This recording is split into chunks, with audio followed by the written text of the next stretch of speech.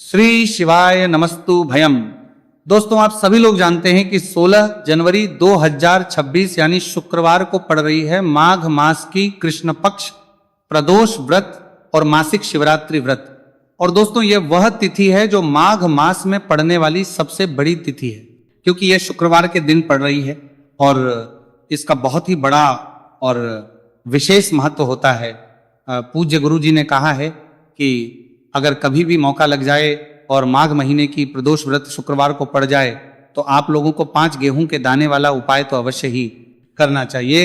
इन दोनों का संयोग बहुत ही कम आता है। इसी के साथ में गुरु जी ने अपनी शिव पुराण कथा में बताया है कि इस दिन आपको 5 गेहूं के दाने वाला उपाय तो आपको अवश्य ही करना चाहिए, क्योंकि ऐसा दिन पूरे साल में सिर्फ एक ही बार आता है। और दोस्तों, आप सभी लोग जानते हो कि शुक्रवार प्रदोष व्रत का अगर सबसे बड़ा कोई उपाय है तो वह 5 गेहूं के दाने वाला उपाय है। तो दोस्तों, शुक्रवार प्रदोष व्रत के दिन आप लोगों को इस 5 गेहूं के दाने वाला उपाय को जरूर करना है। बहुत सारे लोग होंगे जिन लोगों ने इस उपाय को ना किया हो, मतलब पूरा साल निकल गया, उन्होंने किसी भी दिन इस 5 गेहूं के दाने वाला उपाय को ना किया हो। पर दोस्तों, आपके पास एक आखिरी मौका बचा हुआ है, जो कि 16 जनवरी 2026 शुक्रवार प्रदोष व्रत के दिन है। इस दिन आप लोगों को इस वाले उपाय को कर लेना है। भले ही आपने पूरे महीने भर इस उपाय को ना किया हो, पर अगर आपने इस माघ महीने के शुक्रवार प्रदोष व्रत के दिन अगर इस वाले उपाय को कर लिया तो आपको इस उपाय को करने का वह फल मिलेगा जिसकी आपने कभी कल्पना भी नहीं करी होगी। इसीलिए आप लोग इस वाले उपाय को एक बार जरूर कर लेना है, ताकि आप लोगों के हाथ से यह मौका ना जा सके और आपको इस उपाय को करने का फल मिल सके।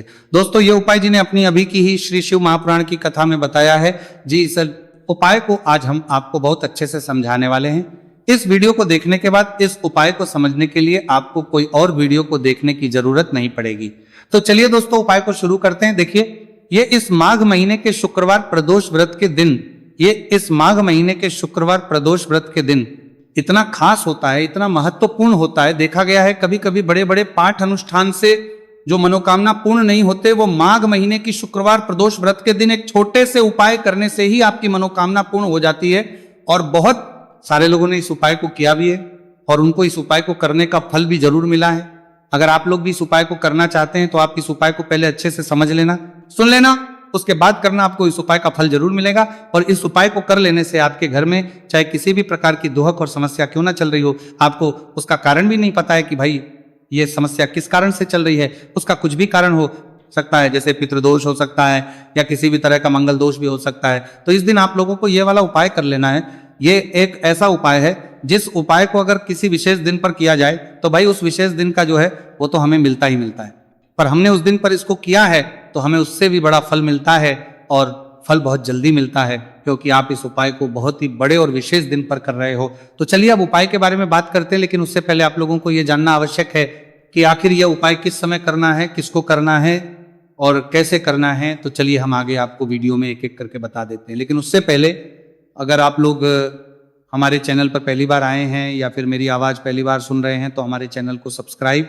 जरूर कर लेना, और इस वीडियो को लाइक करके कमेंट बॉक्स में श्री शिवाय नमस्तु भयम ओम नमः शिवाय जरूर टाइप कर देना। तो दोस्तों, इस 5 गेहूं के दाने वाला उपाय को हमें इस शुक्रवार प्रदोष व्रत के दिन कैसे करना है, किसको करना है, किस समय करना है और कहां पर करना है, ये सारे सवालों के जवाब आपको इस वीडियो में मिल जाएंगे। और जो ये वीडियो देखेगा भाई, उसको 5 गेहूं के दाने वाला उपाय करना चाहिए, क्योंकि इस दिन एक गेहूं के दाने का भी बहुत ही बड़ा और विशेष महत्व होता है। और जब बात आ जाए 5 गेहूं के दाने वाला उपाय की, तो ये सोने पे सुहागा वाली बात हो जाती है और ये एक बहुत ही बड़ा उपाय हो जाता है इस शुक्रवार प्रदोष व्रत का। तो अब दोस्तों, इस 5 गेहूं के दाने वाला उपाय को आखिर करना किसको है, सबसे पहले हम लोग वो बात जान लेते हैं।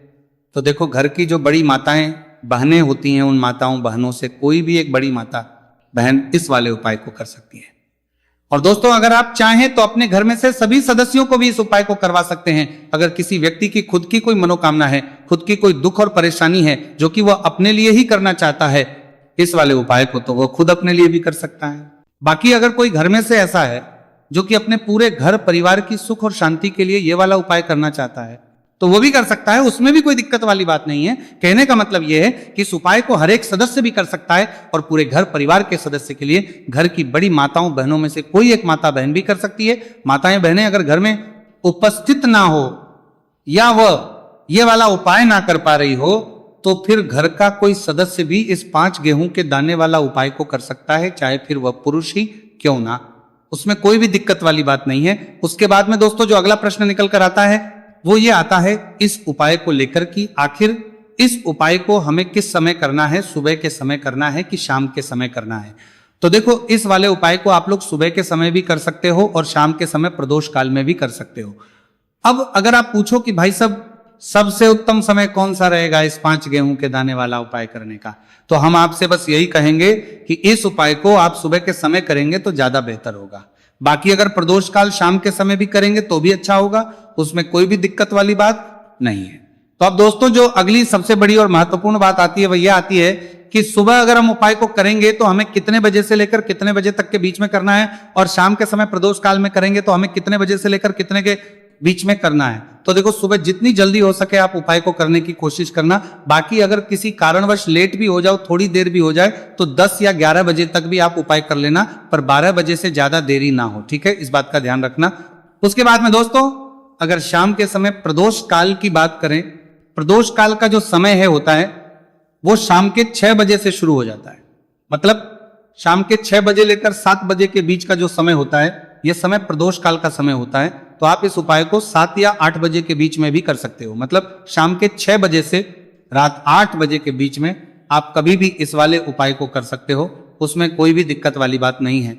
देखिए, हम सभी को पता है कि प्रदोष व्रत की तिथि भगवान गणेश को प्रसन्न करने के लिए होती है, और भगवान गणेश जो है हमारे जीवन में सुख समृद्धि का कार्य करते हैं, हमारे जीवन में बुद्धि ज्ञान और विवेक की प्राप्ति करवाते हैं, हमारे जीवन की सारे विघ्न और संकट को हर हैं। ऐसे विघ्नहर्ता गणेश जी के ये 3 महा उपाय होने वाले हैं जो आपकी समस्त मनोकामना को परिपूर्ण करेंगे, समस्त बाधाओं को दूर करेंगे। देखिए, पहला जो महा उपाय है विशेषकर बुद्धि ज्ञान और विवेक की प्राप्ति के लिए होने वाला है, और दूसरा जो महा उपाय है हमारे जीवन से धन संबंधित सारी परेशानियों को दूर करने के लिए होने वाला है, और तीसरा जो महा उपाय है हमारे जीवन से सारे संकट कष्ट और बाधाओं को दूर करने के लिए होने वाला है। देखिए दोस्तों, पूज्य गुरु जी की कथा को सुनकर के और समझ करके ही आपको समझाने का पूरा प्रयास करूंगा। लेकिन दोस्तों, वीडियो में आगे बढ़ने से पहले वीडियो को लाइक करें। चलिए दोस्तों, बात करते हैं प्रदोष व्रत पर किए जाने वाले पहले विशेष उपाय के बारे में। देखिए, इस उपाय को करने के लिए मात्र आपको 5 गेहूं दाने लेना है। इसी के साथ आपको एक तांबे के पात्र के अंदर शुद्ध जल ले लेना है। देखिए, ये जो उपाय है विशेषकर आपके जीवन से जितने भी संकट कष्ट और क्लेश है उन सभी को दूर करने वाला है। देखिए, सबसे पहले तो आपके पास जो 5 गेहूं के दाने हैं उन्हें आपको थोड़ा सा गीला कर लेना है।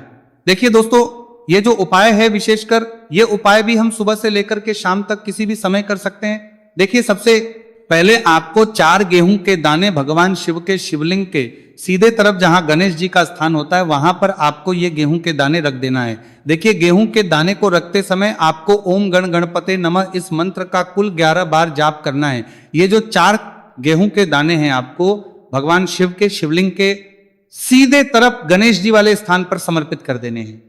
अब दोस्तों, आपके पास जो एक गेहूं का दाना यानी कि 5वां और अंतिम जो गेहूं का दाना बचा है उसे आपको उस जल के पात्र के अंदर डाल देना है, और गेहूं से युक्त ये जो जल है आपको भगवान शिव के शिवलिंग पर समर्पित कर देना है।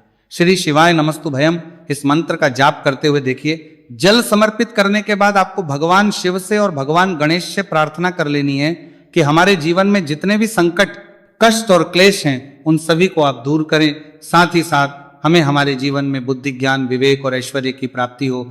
इस प्रकार से कामना करते हुए आपको यह पहला महा उपाय भी कर लेना है। अब दोस्तों, हम बात करते हैं दूसरे उपाय के बारे में। देखिए, इस उपाय के लिए मात्र आपको 3 हरी इलायची लेना है। हरी इलायची आपको साबुत लेना है, खंडित नहीं होनी चाहिए, इस बात का ध्यान रखें। इसी के साथ आपको एक मिट्टी का दीपक लेना है। दीपक के अंदर आपको घोल बाती का प्रयोग करना है और उसे आपको शुद्ध घी से तैयार कर लेना है। इसी के साथ आपको एक तांबे के पात्र के अंदर शुद्ध जल ले लेना है और यह तीनों सामग्री लेकर के आपको पहुंच जाना है भगवान शिव के मंदिर में। देखिए, हरी इलायची जो होती है हमारे जीवन में धन पदा को बढ़ाने का कार्य करती है, और हरी इलायची महालक्ष्मी को भी बहुत प्रिय होती है। साथ ही साथ हरी इलायची भगवान गणेश को भी प्रिय होती है, जो आपके जीवन से सारे संकटों को दूर कर देती है। हरी इलायची भगवान शिव को भी बहुत प्रिय होती है, जो हमारे जीवन में धन संबंधित सारी समस्याओं का अंत कर देती है। देखिए, आपके पास जो 3 हरी इलायची है उनमें से आपको सबसे पहली जो हरी इलायची है भगवान गणेश जी वाले स्थान पर समर्पित कर देनी है। ओम गण गणपते नमः इस मंत्र का कुल 11 बार जाप करते हुए देखिए, दूसरी जो इलायची है आपको भगवान शिव के शिवलिंग पर समर्पित कर देनी है। देखिए, अब जो आपके पास एक जल का पात्र है, उसमें से थोड़ा सा जल आपको जहां आपने पहली हरी इलायची समर्पित की है गणेश जी वाले स्थान पर, वहां पर समर्पित कर देना है। और अंत में जो आपके पास थोड़ा सा जल और बचेगा, उसे आपको पूरा जल भगवान शिव के शिवलिंग पर शुक्र महादेव का स्मरण करते हुए आपको ये जल समर्पित कर देना है। अब दोस्तों, आपके पास जो एक दीपक है उसे आपको प्रज्वलित करना है और आपके पास जो तीसरी हरी इलायची बची हुई है उसे आपको उस दीपक के अंदर डाल देना है और इस दीपक से आपको भगवान शिव की आरती उतारना है। यानी कि इस दीपक से आपको भगवान शिव की आरती कर लेना है और अंत में आपको भगवान से प्रार्थना करनी है कि ये जो धन मेरे जीवन में समस्याएं चल रही हैं, ये सभी समाप्त होने लग जाए।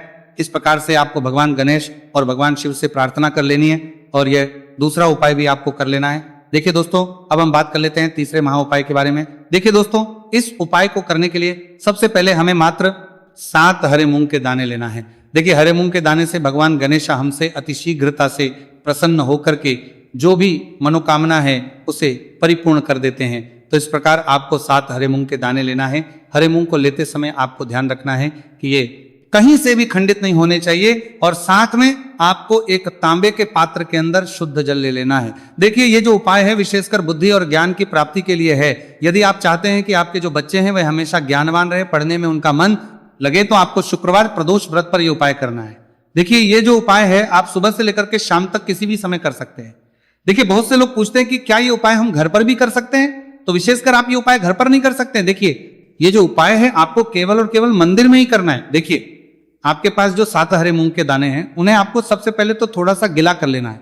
अब देखिए दोस्तों, आपके पास जो 7 हरे मूंग है उनमें से आपको 4 हरे मूंग के दाने अपने सीधे हाथ में लेना है और श्री गणेशाय नमः या फिर ओम गण गणपते इस मंत्र का जाप करते हुए ये जो 4 हरे मूंग के दाने हैं आपको शिवलिंग पर सीधे तरफ जहां गणेश जी का स्थान होता है वहां पर समर्पित कर देना है। अब देखिए दोस्तों, आपके पास अभी भी 3 हरे मूंग के दाने और बचे हुए हैं, तो उनमें से आपको एक हरा मूंग का दाना माता अशोक सुंदरी वाले स्थान पर समर्पित देना है और फिर एक हरा मूंग का दाना नंदी जी का जो पैर उठा हुआ होता है वहां पर आपको समर्पित कर देना है। अब देखिए दोस्तों, आपके पास जो 7वां और अंतिम हरा मूंग का दाना बचेगा उसे समर्पित करने से पहले आपके पास जो जल का पात्र है उसमें से थोड़ा सा जल आपको भगवान गणेश जी वाले स्थान पर समर्पित करना है, फिर थोड़ा सा जल भगवान कार्तिकेय जी वाले स्थान पर समर्पित करना है, फिर थोड़ा सा जल माता अशोक सुंदरी वाले स्थान पर समर्पित कर देना है और थोड़ा सा जल आपको मां पार्वती के हस्त कमल यानी कि कटी वाले भाग पर समर्पित कर देना है। अंत में आपके पास जो जल बचेगा उसमें आपके पास जो 7वां और अंतिम आराम होंगे उसे आपको जल के पात्र के अंदर डाल देना है और उसके बाद आपको भगवान शिव के शिवलिंग का अभिषेक कर देना है। श्री शिवाय नमस्तु भयम इस मंत्र का जाप करते हुए, जल समर्पित करते हुए आपको यही प्रार्थना करनी है कि मेरे में या फिर मेरे घर में जो ये समस्याएं हैं ये सारी समस्याएं दूर हो जाए। ऐसे आपको प्रार्थना करनी है कि हमारे घर में बुद्धि, ज्ञान और विवेक की प्राप्ति हो। इस प्रकार से आपको यह तीसरा महा उपाय कर लेना है। तो दोस्तों, ये थे पूज्य गुरु जी द्वारा बताए गए कुछ बहुत ही खास उपाय। अगर आपको जानकारी अच्छी लगी हो तो वीडियो लाइक करिएगा। मिलते हैं फिर एक नए वीडियो के साथ। श्री शिवाय नमस्तु भयम।